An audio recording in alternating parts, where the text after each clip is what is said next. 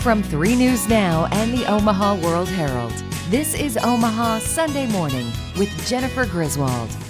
This week on Omaha Sunday Morning, Omaha is getting in the Christmas spirit by sharing with others. Why more than 1,000 people are making a stop here and how local organizations are welcoming them. Plus, foster children face obstacles many adults would struggle with. But there are small things no child should have to worry about. Coming up, how an Omaha church is extending a hand to foster children by creating a store just for them. Good morning and thanks for joining us. I'm Jennifer Griswold. Early next year, a Nebraska mother and her young son will travel to Texas so the little boy can get a double lung transplant. They'll spend up to a year there as he recovers. It's enough to make any mom nervous, but this mom has a medical condition of her own, and it's slowly stealing her sight. Omaha World-Herald visual journalist Ryan Soderlund shows us what she's doing now to make sure she can care for her family later.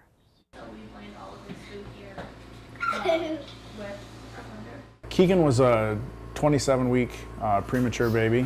He was measuring more around 25 weeks in his size. So with that, when he was born, his lungs were really premature and underdeveloped. They go to each lung. As a result, he, at about 3 to 4 months, he had a tracheostomy tube put in, and for his long-term ventilation to help him breathe.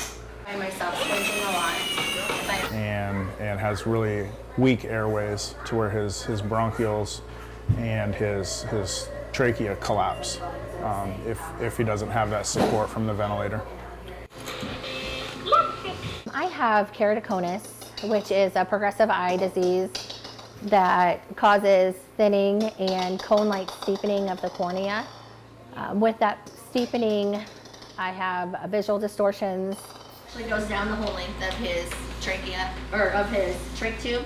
Increased sensitivity to glare and light, as well as reduction in visual acuity.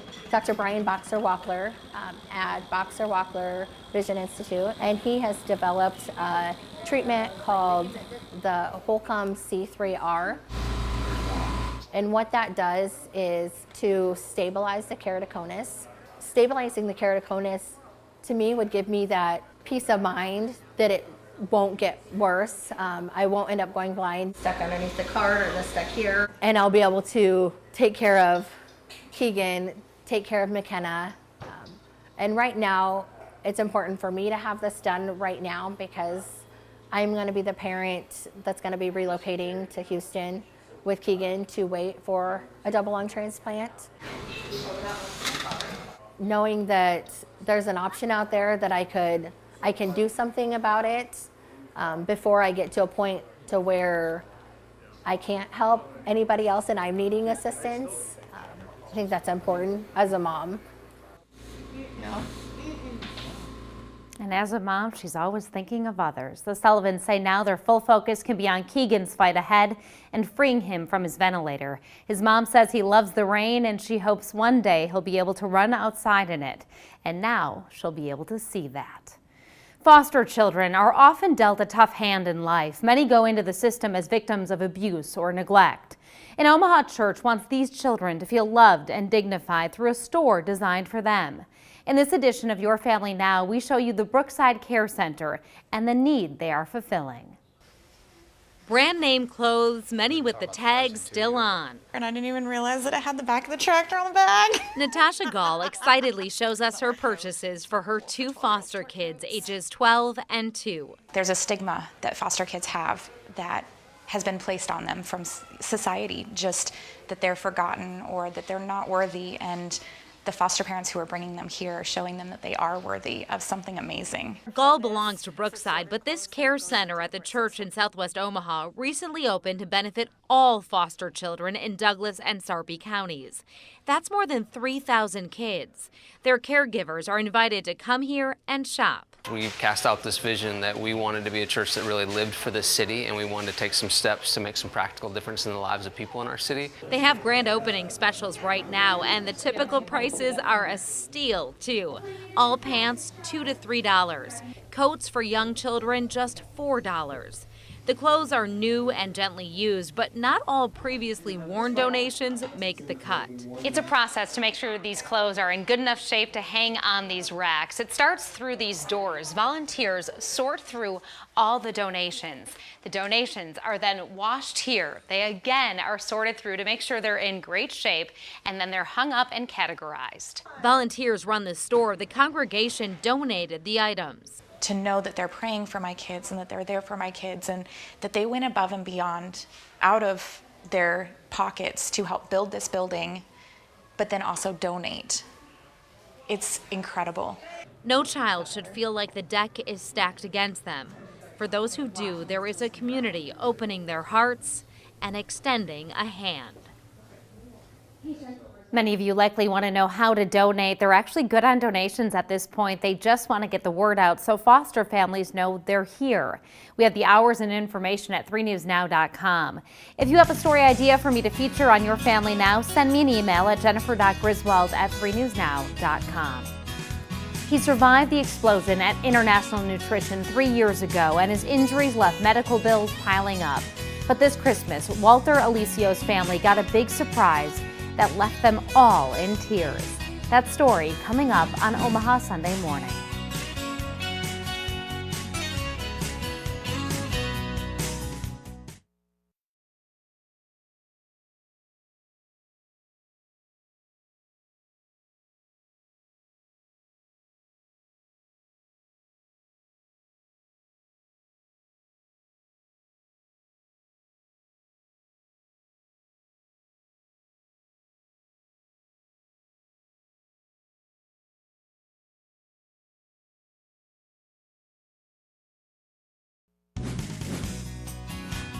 The desire to know their great-grandmother's story sent an Omaha family on a search for her final resting place. What they found was a grave marked with a medical ID number in a cemetery in central Nebraska. Omaha World-Herald visual journalist Brendan Sullivan was there as they gave her a proper final resting place.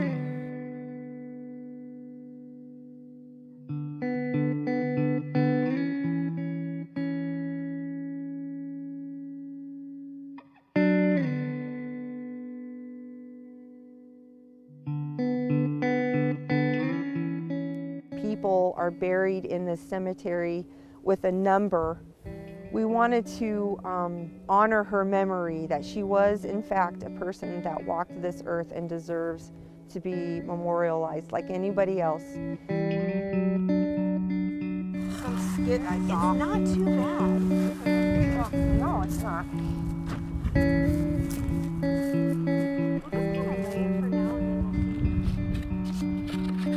Our great-great-grandmother, Ella Pearson, is buried here. We found her in 2015, and we finally decided to get a headstone and deliver it and install it, and so that's why we're here, and it's kind of an exciting day because it's the first headstone ever placed in this cemetery. We just want to bring this cemetery to light and to let people know that if you have a family member here, that they are more than welcome for you to come and place a headstone and memorialize your loved one, and instead of a number. Used to be Ingleside, Nebraska, a working insane asylum for patients in our past here in Nebraska. And we are in the cemetery where if the patient was not discharged from the hospital or the institution and they died, they were buried here.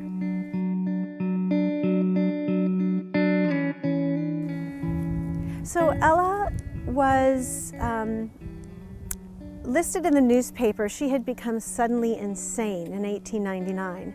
And so her husband had taken her to the police station for safekeeping. And those are words that I'm quoting from the newspaper.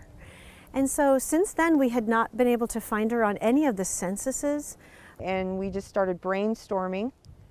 And that's what you do in genealogy. You kind of have to sit and you have to brainstorm. And you have to think about you have to put yourself in their shoes. Where would they have gone? what would a person do in this time, or what could have happened? And that's where the puzzle comes in. So you start trying to put pieces together by trying different things. Now that we've placed this headstone, I just feel like we kind of finished her story, kind of honoring her and just letting her know that she won't be forgotten. She'll always be remembered. To be able to close the chapter of this book of her. But on the other hand, it's kind of sad too, because we like the chase. This was a good chase, and she wanted to be found. Definitely an honor. No one should be just a number. There are more than 1,400 people buried at the Hastings Regional Center Cemetery. The center is able to easily match those numbers to patients' names if families inquire. A story that will tug at your heartstrings. After surviving a deadly workplace accident that stunned all of Omaha, a man now has a physical disability. He and his family have struggled through tough financial times, but a foundation based in Minnesota is joining an Omaha company in lifting them up during the holidays. 3 News Now anchor Craig Negrelli has the story. Most people dream about traveling. My dream is just to go up and down the stairs. This is the first time in 3 years the Alicio family has been able to celebrate Christmas. But Walter Alicio says they already have gifts that you cannot put a price on: life and happiness. And this year, generosity. Thank you, guys. Thank you. Walter Alicio's life changed 3 years ago. He survived the collapse at International Nutrition at 77th and I in Omaha. He now walks with a limp and a cane. The medical costs have left him and his family without enough money to buy Christmas and birthday presents. 3 Christmas in a row, we didn't have anything. It was a struggle. Now, the Premier Group and the Gradient Gives Back Foundation are offering to pay 6 months of the family's home mortgage. What really caught my attention, Walter, is how much you give back to others, and that this didn't bring you down. It really made you a better person, a bigger person. And I know you have struggles and you'll get through them, but all the help you give to your community is absolutely amazing. Walter Alicio knows he's fortunate to have survived the industrial accident that killed 2 of his co-workers. With his family wiping away tears, this Christmas the Alicios have something else to celebrate, and they are grateful. I always knew that after the storm, something good was coming. And I was not expecting this. Thank you so much. Fabulous that they are getting that. In rural Nebraska, farming is a way of life, but the hard work is becoming even harder as crop prices fall. And now farmers who have spent their whole lives in the field are faced with a difficult decision. Do they hang up their hat? That's next when Omaha Sunday Morning continues.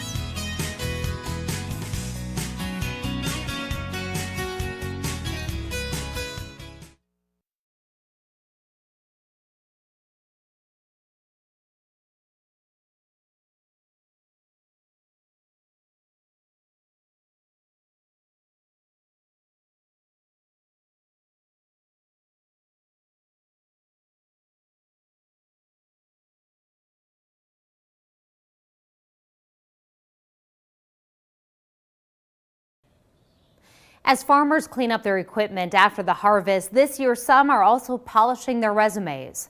The hard work in the field lately is seeing fewer and fewer returns. As crop prices fall, farmers are being forced to make tough choices. Omaha World-Herald visual journalists Rebecca Gratz and Sarah Hoffman show us what lengths some are going to keep their farms afloat. Come here. Come here, come here, come here, come here, come here. Farming and agriculture has been in my family. That's all I've ever dreamed of doing and wanted to do. So looking for off-farm income, looking for jobs right now, maybe try to keep the farm going. When your lifestyle's in flux, that's hard to deal with sometimes because you just don't know day to day what you're going to do next for sure. And there's not a lot you can do. I mean, some of it's out of our control. You do what you can and move on. I've been farming 34 years now, and I've always had an off-the-farm job. My father's generation and my grandfather's generation, they farmed. It wasn't easy. Cost of living was pretty small, or a lot less at that time, but they could generate enough income just off the farm to support a family. And in our operations from when we started, I don't think we could have without the off-the-farm income. The 2 turbines I have today were just built here in 2016. I'm happy with the results. Happy to see the check once a year. With the prices being at or below cost of production, it's kind of tough. We'll recover, we'll get prices better, we'll grow demand.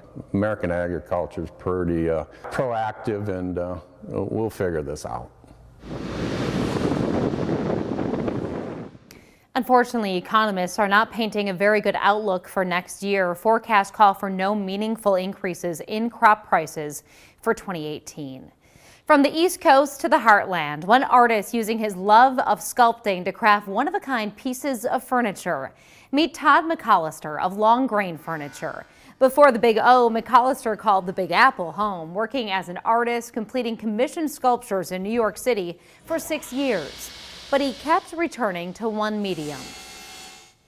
A lot of my sculptures had wood parts in them, and they started to kind of look a little bit like furniture parts. And people began asking me if I would make furniture for them. And I said, okay. He says a large Omaha shop gives him the space to be creative. Omaha is in the Christmas spirit and looking to share it with people across the country. Tours from several states as far away as California are making stops here, and local groups are showing off the best Omaha has to offer. Omaha World-Herald visual journalist Brendan Sullivan followed one group as it got a taste of German heritage with some Omaha flair.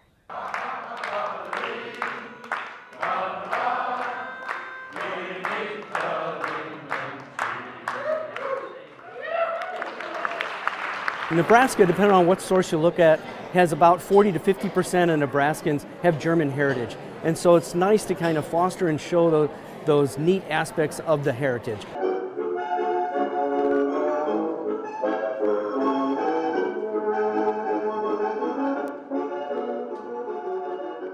But we also want to show that there's a beauty and a neat side to the German culture. The food, the language, the dance, the song.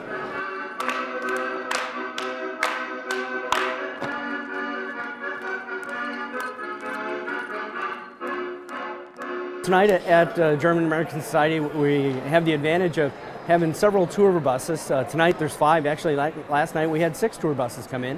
So we've got about 220 people here that we're going to entertain. We're going to give them they get to come purchase. It really helps us out. They get a great German meal, and we do some ethnic entertainment, some folk dancing, German singing. Of course, tonight it will be Christmas carols, so it's a great way that we can reach out to those folks visiting Omaha and really show them the diversity here in Omaha, but also show them the good features of the German culture. We got talked into the tour, and most of our friends back in Minnesota said, when we told them that we're going to Omaha for 4 days, said, why are you going to Omaha?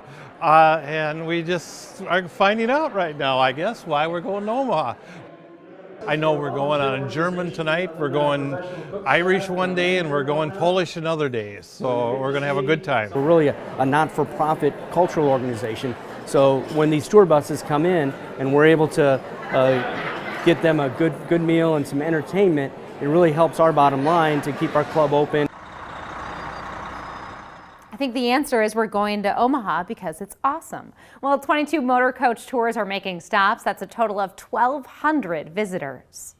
And as we go to break, another sign of the Christmas season.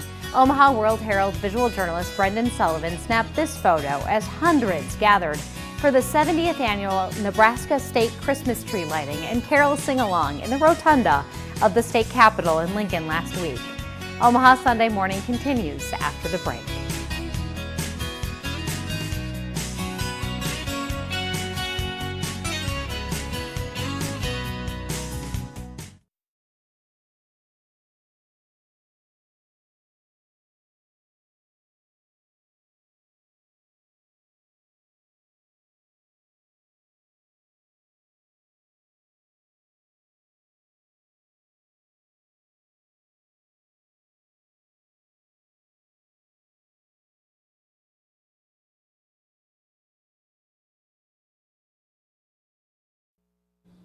And finally, with just a week until Christmas, many kids are waiting on good old St. Nick to slide down the chimney with the loot from their Christmas list. And many parents are using the age-old "you better be good or no Santa" line to get kids to behave. And that has Omaha World-Herald editorial cartoonist Jeff Katurba wondering what happens when kids in the digital age go high-tech on their lists. I'm Jeff Katurba. I am the editorial cartoonist for the Omaha World-Herald. I'm sometimes asked if I ever include myself in my cartoons. Rarely. Although I do sometimes identify with some of the characters I include in my drawings. Here's one example. It's a Christmas-themed cartoon where we see a young man on a chair by the fireplace. His mother is giving him that traditional warning kids have been hearing for decades. If you're not in bed, Santa won't come down the chimney. Aww, so far so good, right? Little heartwarming slice of Americana. But in the second panel, we find out that the kid isn't worried at all about Santa coming down the chimney. Why? Because he's apparently asked good old St. Nick for Bitcoin. As most everyone knows, Bitcoin is digital-only currency. And Mom is now either shocked that her son is grown up enough to know about Bitcoin, or more likely, she's freaked out that it's not a new video game system or a guitar he's requested from Santa, but rather Bitcoin. And most likely, Mom can't afford it. At least not Bitcoin in any substantial amount. Because if you haven't been paying attention, Bitcoin has been doing very, very well. Now earlier I mentioned that I sometimes identify with some of the characters I put in my cartoons. So I see myself as that little kid. If only I could ask for Santa for a little Bitcoin, and also for a time machine to go back and buy Bitcoin for whatever it was selling for just a few years ago. Anyway, I guess we'll eventually find out if Bitcoin is for real, just like Santa. Yeah, in the meantime, let's see what Santa.